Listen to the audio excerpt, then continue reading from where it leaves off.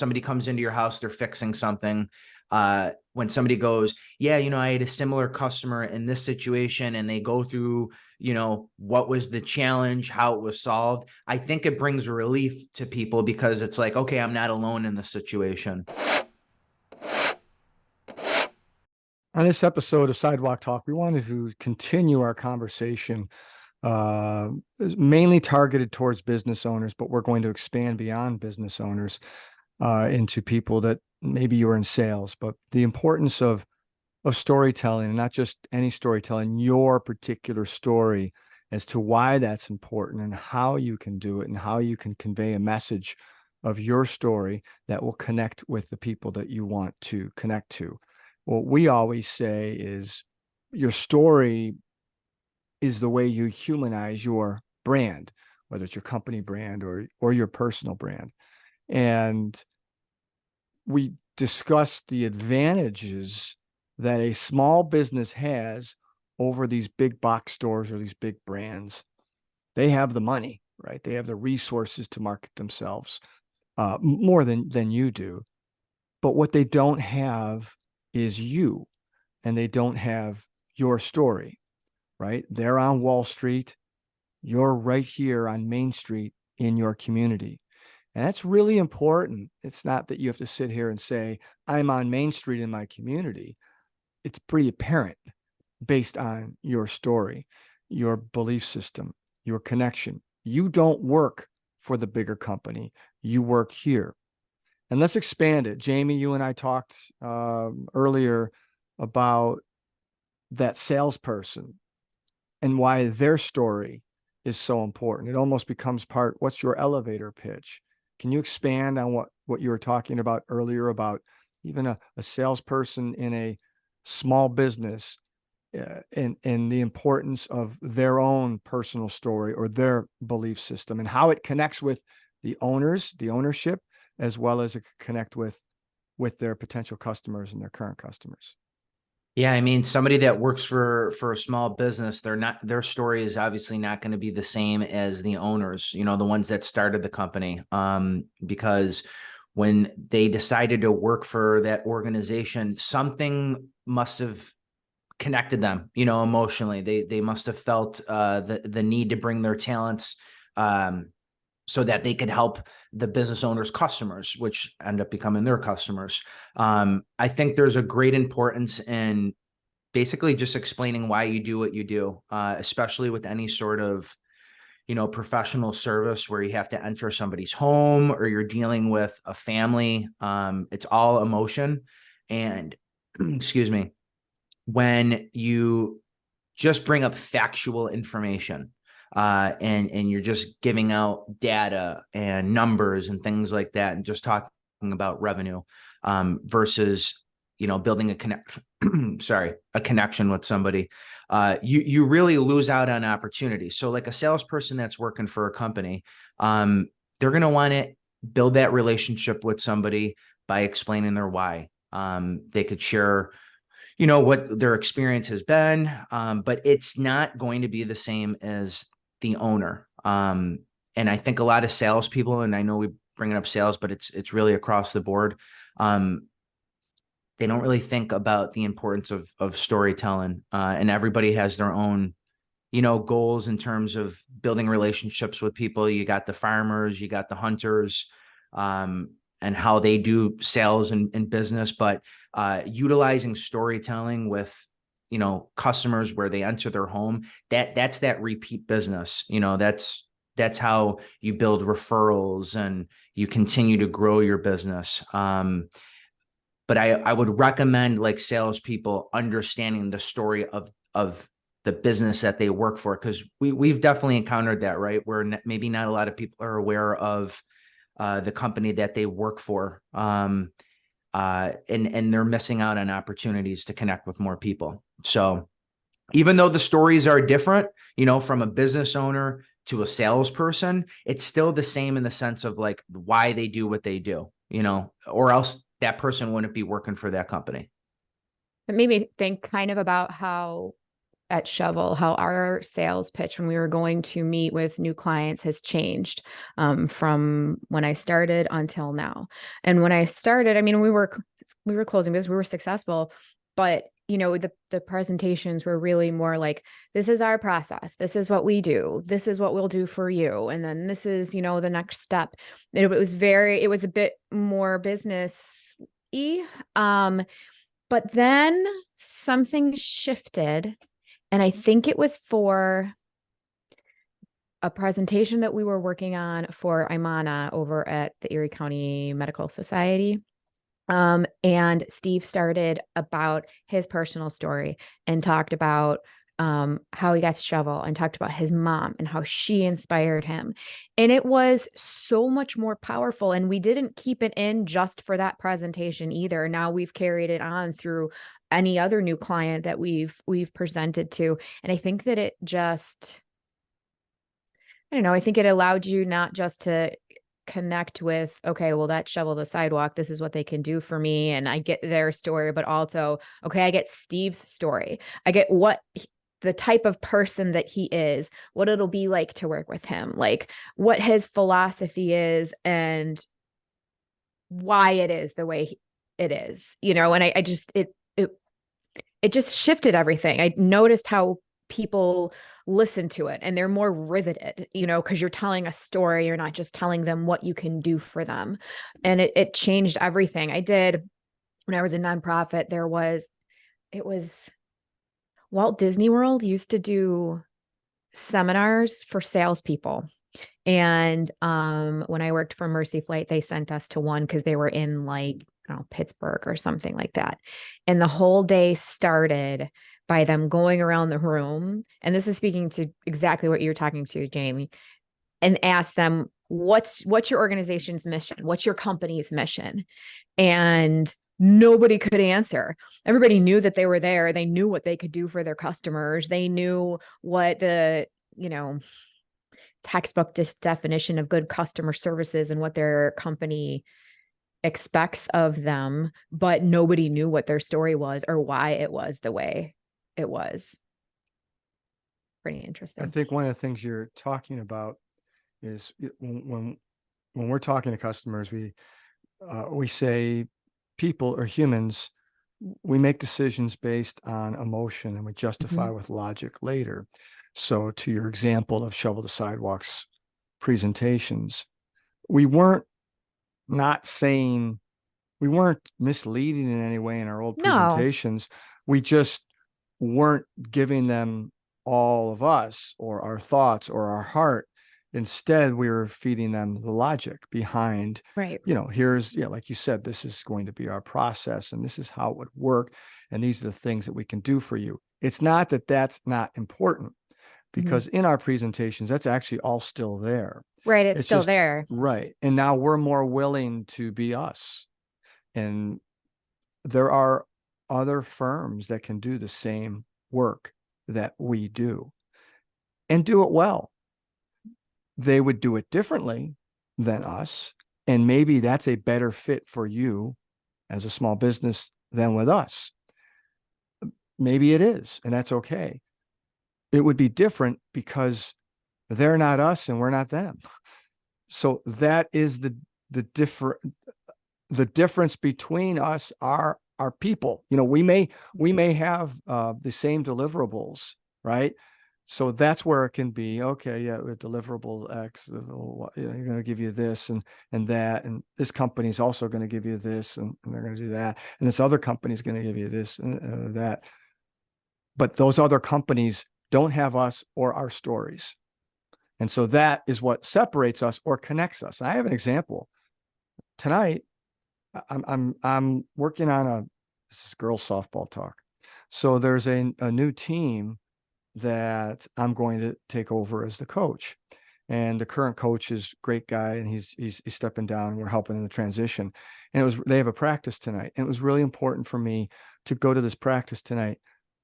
The reason is I want to have at least one session with them. I want them to experience how I'm going to coach them so that they understand, what's it like working or playing on a team that's going to be coached by me, because they might not like it. I'm hopeful that they will like it. But if they don't like it and they don't have that human connection with me, then maybe they should play for another team. But if they do like it, then they're going to be excited going into the next season.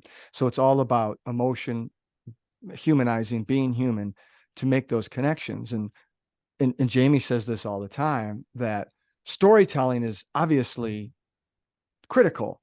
Whether you own the business, you work for the business, you're a salesperson in the business, understanding the business story or the founder's story is really important. Telling that story, but also telling your own story is important. But the reason storytelling is so important is because it humanizes you. It humanizes your brand or humanizes your brand image. And people connect with people rather than, we'll say, they don't connect with brands. They connect with the human beings behind the brand. And that's an important part to remember. But I like to stay on the sales angle because I think it's a really interesting angle that you guys bring up and talk about, because it balancing the two stories, understanding the story of your brand, and how many times have, although a lot less lately than in the past, where we would be in a business and whatever, we'll say the sales team or the people on the team there, they don't even know what their slogan is, or the rationale behind the slogan, or the rationale behind the name of the business, or the reason that that small business was started in the first place, or the gratification the owners have in owning what they do. We push that a lot more now, but a lot of times we'll walk into a business and they won't know any of this. Even sometimes the ownership isn't sure. You know, we've had that slogan, that logo for years. What does it mean? Or what is it? Sometimes they don't even know it. But that will trickle down and you get the buy-in at the beginning.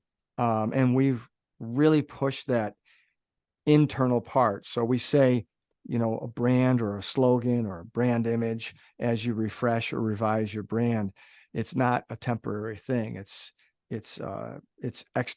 eternal. So we say, get the brand and understanding of it and a comprehension of it internally first, then you go out to the world. But it's also forever. You don't just mess around and we're just going to do this today. Here's a new slogan. So, but I'm off subject. I really want to have that discussion about so we can tell them, salesperson, sales team, make sure you understand your company story. So that's your job. Understand your company story, understand and tell their story. But how do they go about telling their own personal brand story? Jamie, you spent a lot of years in sales. You understand the importance of human connection and storytelling and humanizing your brand. But how do they do it? How can a salesperson do it? That would be my challenge to you. Yeah. And I just want to bring up one part, like, you know, attention is the biggest thing. And I think that's where storytelling helps with that, because if you lose somebody in conversation, and I don't want to say selling, because everybody's always selling something, right? You're either selling yourself or a product or a service. The storytelling is what keeps somebody's attention. I mean, that's what they've done. Our ancestors have done when explaining factual information. They use stories. So a salesperson that's either developing a relationship with somebody or they already have that relationship, I personally enjoy when somebody can bring up a situation that my situation reminds them of. So like, you know, somebody comes into your house, they're fixing something.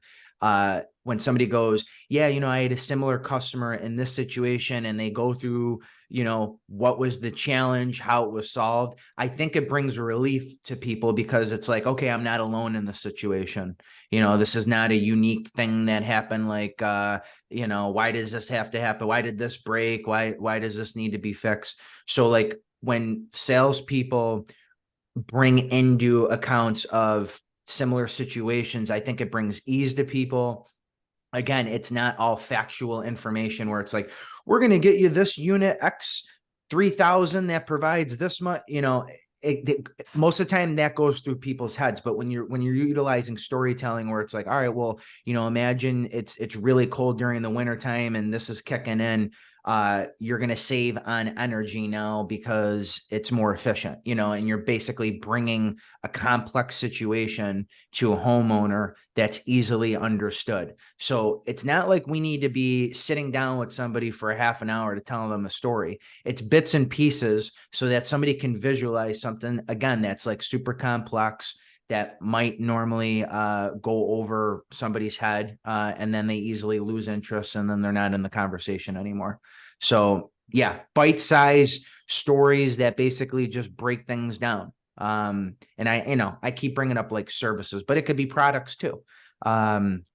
So yeah, salespeople definitely have an opportunity to start utilizing that more, if not done so already, because it's only going to make situations more memorable with people. And then that happy customer goes and tells 3 other potential customers, like, hey, this person was a great person. Like, they spent the time with me, they conversated. They weren't just like, all right, see you later, And that's so true too, because that's what you bring back.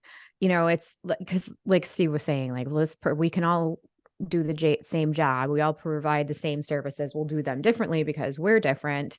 But I mean, I know when we go someplace, I mean, we had Anderson, what is it? Anderson Windows is always like trying to like sell people things. Like they're always like, and the one time we threw the guy a bone and let him come in and he left and we didn't even need windows. And Jeremy and I are like, God, I really wish we could just buy windows from him because he's just such a nice guy.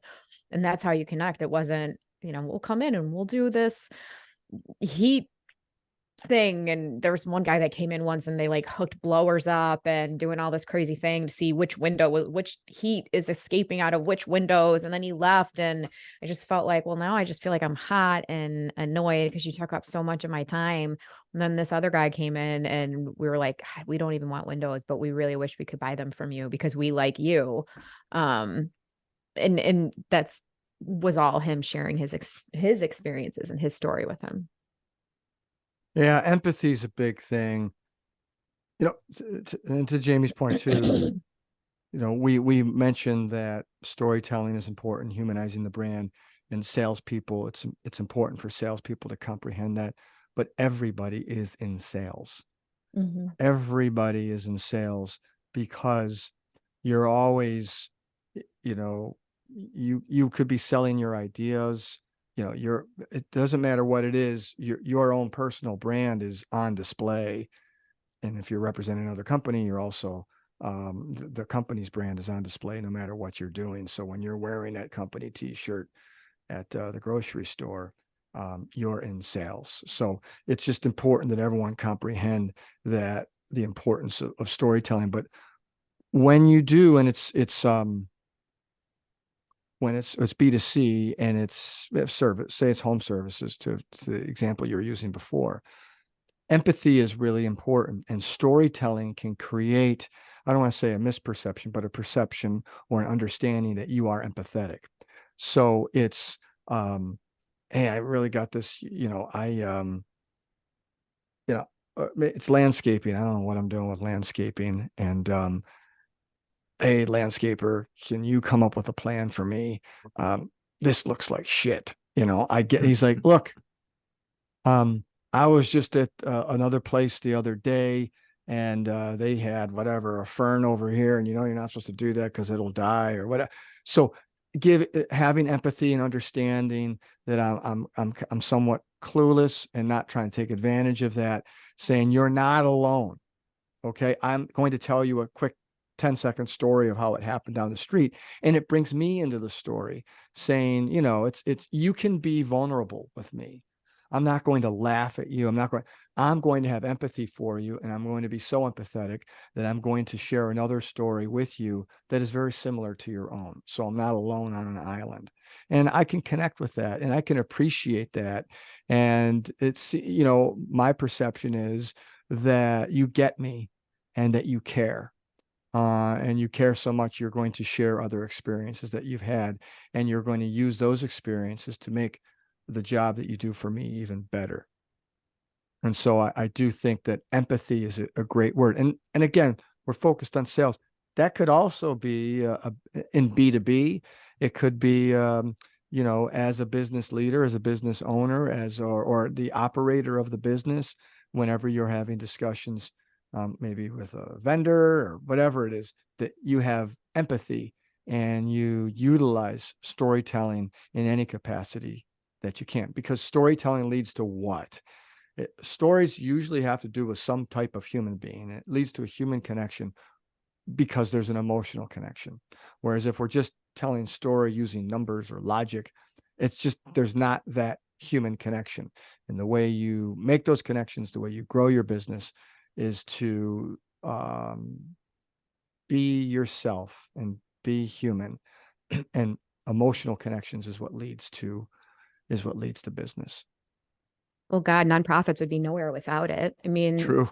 you That's true. development when you're, and like you said, everything you're always selling. And in nonprofit, when you're in development, you're selling a mission. You are trying to get somebody to give you money for air. You know, they're not really getting, I mean, you've got some nonprofits that have the bandwidth to really give somebody exposure. Like I think of like the Ride for Roswell, and they'll have like a sponsor's name like on the side of a bus, you know, but the majority of them are, we're going to put your name on the back of a t-shirt and in the stands at the Little League park. And I mean, it's not, my husband was at the store at Fatty Beer the one day, and he's like, I have got a real opportunity for you guys to enter the lucrative world of go-kart racing, and people are going to like flood through your door.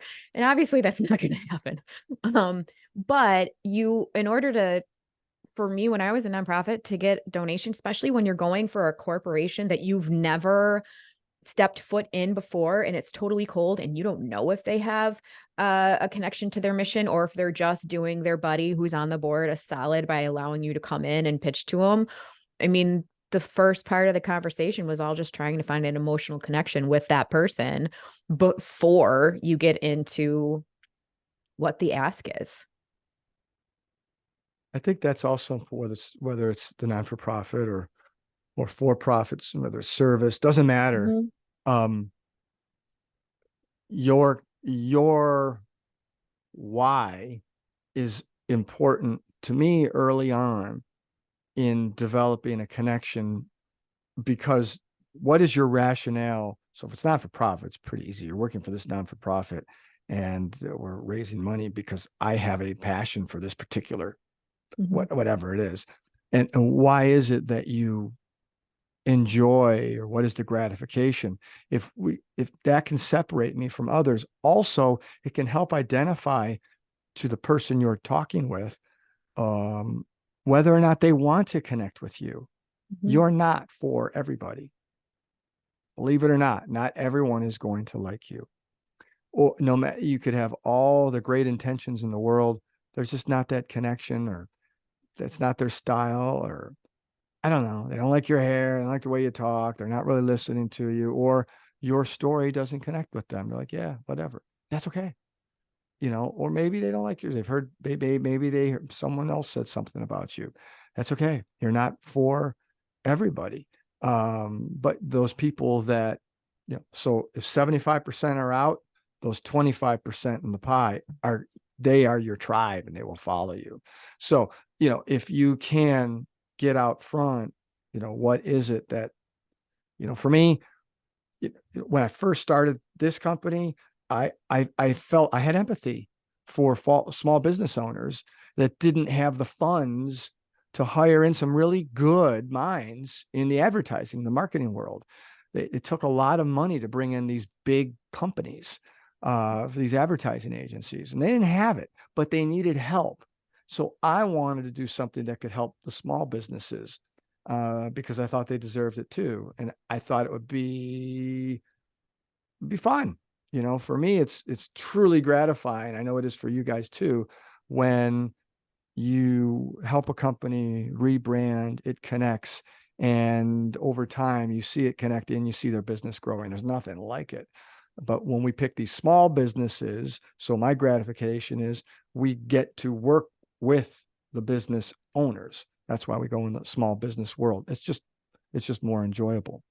So, but you know, there has to be a passion behind it, or a reason or a rationale behind what you do. That's how you make your connections.